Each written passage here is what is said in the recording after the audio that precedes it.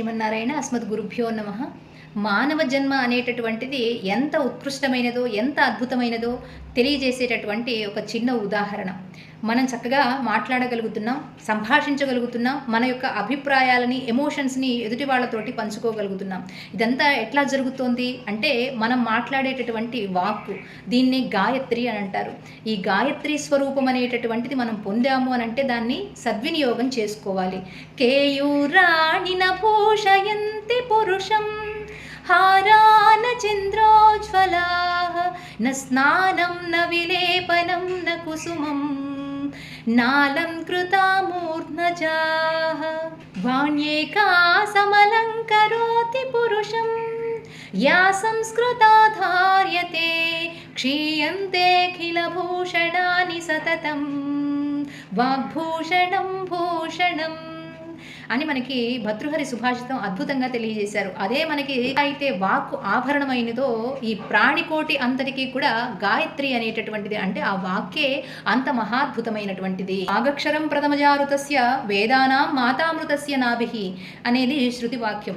ఇందులో తెలియజేయబడినటువంటి విషయం ఏమిటి అని అంటే, మొట్టమొదటి ఆ పరబ్రహ్మ స్థితి నుంచి వెలువడినటువంటి వాక్రూపమైనటువంటి అక్షరము ప్రణవము, ఓంకారము. ఇది వేదాలకి కూడా తల్లి వంటిదై అమృతత్వాన్ని కలగజేస్తుందట.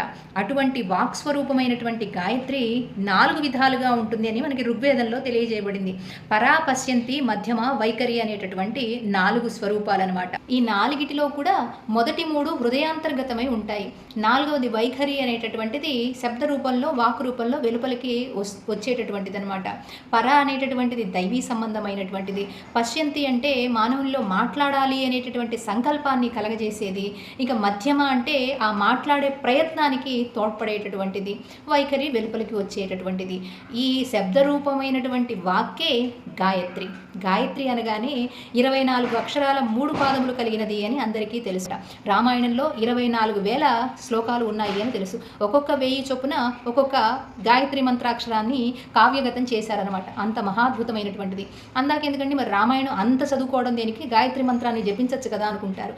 కానీ ఈ గాయత్రి మంత్రం అనేది ఎలా పడితే అలాగా నియమ నిబంధనలు లేకుండా చేస్తే ఫలింపకపోగా మళ్ళా తిరిగి ఎవరైతే ఉపాసన చేస్తున్నారో వాళ్ళకే వాగ్వజ్రమై పనిచేస్తుందన్నమాట. అంటే వజ్రాయుధం ఎంత తీక్షణంగా అయితే ఉంటుందో వాళ్ళనే హీనస్తి, నశింపజేస్తుంది అని చెబుతుంది మనకి శాస్త్రం అనమాట.